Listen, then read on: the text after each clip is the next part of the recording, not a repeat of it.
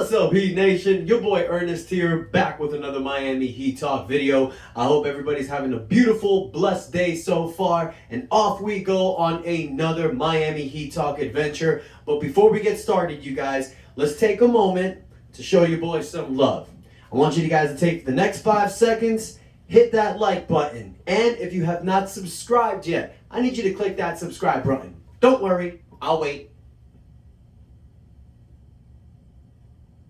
You did it? All right, great. Let's move forward with some great Miami Heat content. So I'm really excited about this video, you guys, because this video is not going to be about Kevin Durant or Donovan Mitchell. I'm done talking about those guys for now. It's a standstill in the NBA. No deals are going to be moved, okay? Brooklyn doesn't like the offers for KD, so they're going to hold off and wait. Utah's Danny Ainge wants like 16,000 first-round draft picks for Donovan Mitchell. So this is going to take some time. Rumors are going to be out there, but you know the Miami Heat's ready to strike no matter what happens. So I want to take a moment and talk about this team that we have, okay? This team, the current roster of the current 13 players. I want to talk to you guys about how I feel we can go moving forward and what type of lineup we're going to have, okay? So as of right now, we have 13 players on current contracts. We got Kyle Lowry, Jimmy Butler, Bam Adebayo, Tyler Hero, Victor Oladipo, our strong five. You got Max Strus, you got Gabe Vincent, Duncan Robinson. We re-signed Caleb Martin. We got our new rookie, Nikola Jovic. We got Hayward Highsmith, Omar Yurtseven, Dwayne Dedmon. So those are the 13 guys that are contracted. Now we do have 2 open spots, all right? We can have 15 players on this roster. So Miami's pretty much set. Now we know what the issue is. A starting power forward. We do not have a true 4 next to Bam.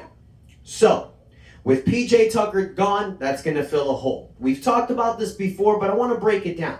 What are our options? Okay, well, first and foremost, you got this new rookie, Nikola Jovic. We don't know if he's ready, okay? It's going to take some time.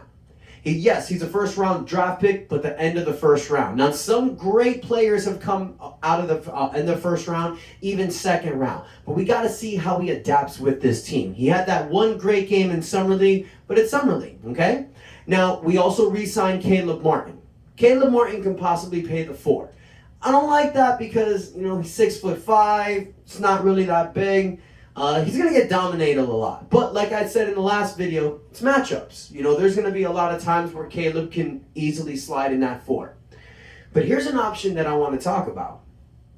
Because we have 6 guards that can play multiple positions. You got Kyle Lowry, Tyler Hero, Victor Oladipo, Max Strus, Gabe Vincent, Duncan Robinson. Now that's 6 guys that play the point guard and shooting guard position. Obviously not everyone plays point guard, but 6 guards. So you got guys like Victor Oladipo, Max Strus, and Duncan Robinson that can play the small forward position. Now this is all with the idea that Duncan Robinson stays, you guys. I know I've said this before. We can trade Duncan Robinson and get a starting 4, but we're not going to go there yet. We're talking about this current team. So what do you do? What do you do to fill that hole in the 4? Here's my idea. Start Bam at the 5. Start Jimmy at the 4. Jimmy Butler is 6'7", 6'8", 235 pounds. He can play the 4, okay? You move Max Strus or Victor Oladipo to the starting small forward position. Tyler Hero starts at the 2 guard. Finally gets his shot to start. And then Kyle Lowry rounds out in the point guard position.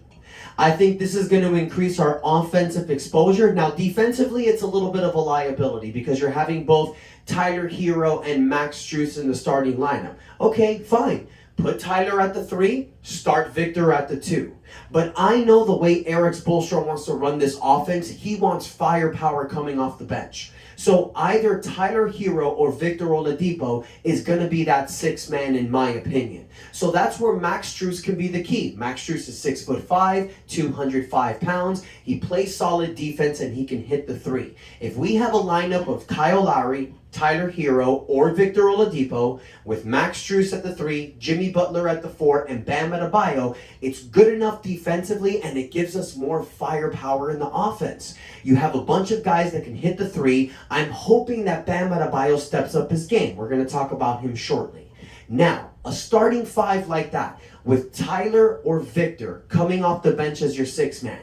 Caleb Martin coming out as the glue guy off the bench. He can come out for anyone from the 2 to the 4 position. He can fill that role. You have Dwayne Dedmon backing up Bam Adebayo, or Omar Yurtseven, or even Nikola Jovic is going to step up. So I like this team, you guys. It's not completely bad. Look, I get it. PJ Tucker left. But it's not like we lost out on a lot out there. There's still guys available. There's still trades available. But I think as of right now, with this 13 core, with these 13 players, instead of having Bam Adebayo possibly moving to the 4, because you could do that. You could move Bam to the power forward position and put him next to Omar, Dwayne Dedmon. But I don't like that. I think that slows down the pace. In today's NBA, you got to pick it up. You got to pick it up. You got to pick up the speed. So with Kyle, Victor, or possibly Tyler at the 2, Max Strus, Jimmy Butler, and Bam Adebayo, I think it works. I think it really does work. I think this is not just a lineup you put at the end of games, because Spoelstra usually puts Jimmy Butler at the 4 spot at the end of games. I think this is a lineup that you can start with. You know, a lot of problems that the Miami Heat have during the season and the playoffs, we start slow. So maybe with an offensive lineup like that, with more firepower on the scoring end, it's going to pick up the pace. I really believe that that's good to do. Now, another thing that I want to talk to you guys about. Now, that's my lineup, obviously. You know, we got the starting 5. You're going to have your core off the bench. You got Tyler Hero. You got Gabe Vincent. Or, you know, possibly Victor Oladipo instead of Tyler. But you got Gabe Vincent. You got Caleb Martin, Nikola Jovic, Dwayne Dedmon. This team is stacked. Depth-wise, we're good. You know, you know you're going to see guys like Jimmy Butler, Bam Adebayo, Kyle Lowry, maybe even possibly Tyler Hero. They might miss some games. You know, Jimmy's not going to give you 82 games. Kyle's not going to give you 82 games. So we have a depth full of talent that could step up, okay? Next thing I want to talk to you guys about. If we don't get Durant, Mitchell, or someone with that value, I think next season is the perfect opportunity for Bam Adebayo or Tyler Hero to finally make that next step. Now, they're both ready. Bam Adebayo is 25 years old. He's poised for a breakout season. We're ready to see peak Bam unleash. Tyler Hero's only 22, but he has 3 years of experience now. These guys, I believe, are going to come out. They need to work hard and step up. And it's funny because Tyler Hero is an amazing offensive player. Bam Adebayo is an amazing defensive player. But they both need work on the other end. Now, Bam Adebayo, he averages 19 points a game during the season. So offensively, on paper, it looks like that he does his thing. But in the playoffs, he dropped it down to 13 points a game. Bam needs to step up and become that guy. I've said it before and I will say it again. If Bam Adebayo can sniff the offensive level of Chris Bosh, he will be an MVP caliber player. That's my opinion. Bam Adebayo, you guys, has great post moves. But one thing about Bam is he doesn't have the best jump shot in the world. If he develops that jump shot, which he has been working on this offseason, if he truly becomes that guy, we are going to be a nightmare offensively. Then Tyler Hero. Pat Riley challenged him. He needs to gain some size. He put some bulk on this past season. Does it again. Works on the defensive end. Finally gets that starting 2 spot, which he rightfully deserves. Tyler Hero, we don't need that guy. If Bam Adebayo and Tyler Hero take their game to the next step, you guys, with Kyle Lowry and Victor Oladipo, we are going to be a problem next season. Everybody's talking about, oh no, don't run it back, don't run it back. Well, a lineup of those 5 guys to close games, yeah, I'll take those guys. But of course, if Kevin Durant or Donovan Mitchell become available, you listen. Those are all-star, superstar caliber players. They just make your team better, okay? But I love this team that we have moving forward, okay? I think that this Miami Heat team can cause damage during the season. And that's going to be great because when January opens around, now we can go back to possibly making a deal. But if you give me these 13 guys with 2 possible players to come in to help us out, I like this team. The season's a long stretch. It's 82 games. You're going to play good teams. You're going to play bad teams. With this roster, I'm looking at it right now, you guys. We're 11 deep. Spoelstra usually plays 9 guys anyway. So you give me a lineup of Bam, Jimmy, Strus, Victor, Kyle, with Tyler Hero coming out at the 6, Dwayne Dedmon backing up Bam Adebayo, Caleb Martin, and Gabe Vincent to round it out. That's what we did this past season, and we were first in the East. Now look, do I believe we're going to get first in the East again? Who knows? But I can definitely tell you that with this roster right now, we're a top 3, top 4 team in the Eastern Conference. And all you need is a shot, an opportunity in the Eastern Conference, and you can make it to the NBA Finals. Okay? That's what I truly believe. Now, Duncan Robinson is going to be the player to watch. Because Duncan Robinson, we don't know if he's going to play. He lost his playing time. Or if he's going to be traded. A lot of teams are going to look at Duncan Robinson and they might say, we need someone like that on this team. Because the fact that Max Strus stepped up, Gabe Vincent stepped up, Victor Oladipo stepped up, Duncan lost his job. So another team is probably going to see his value because the last 3 seasons, the guys has averaged about 12, 13 points a game, shooting above 40% beyond 3, so he can definitely help out a contender. So if Miami can trade Duncan for a guy like Jay Crowder, Harrison Barnes, you guys know this, John Collins, maybe even Marcus Morris as well. Slide one of those guys in the 4, put Jimmy back in the 3, and now we're back to where we used to be. But I love this team moving forward, you guys. The fact that we re-signed Victor Oladipo, Caleb Martin, and Dwayne Dedmon just shows you right there that Pat Riley is confident in this team moving forward. However, he is open into listening to other offers. Now, other things I want to talk about. We have 2 roster spots open. Miami usually do this in the offseason. We fill it with 13 guys. The 14th spot usually goes to Udonis Haslem, and then we leave the 15th spot open in case if there's a buyout situation, if there's a disgruntled player that gets cut, or possible trade scenario. So we never fill up the 15 roster spot.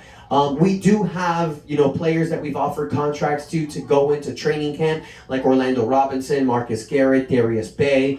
But with those final 2 spots, I wanted to see what you guys thought, because with spot 14, it's been going to Udonis Haslem. Now, a lot of people are critiquing, saying that, hey, maybe it's time for Udonis to ride off into the sunset and give that spot to a player that can step up, like an Orlando Robinson. But I'm going to tell you guys something. Pat Riley will always have that spot available for Udonis because of 2 reasons. First and foremost, he's always done everything for this team. Okay? He's always put the Miami Heat culture first, this team first. And secondly, this dude is taking some mad pay cuts to stay with this team, okay? Back in 2010, he had an offer sheet from the Dallas Mavericks. It was like a 4-year deal worth $40 to $50 million. He did not take that. He re-signed with Miami for 5 years, $20 million.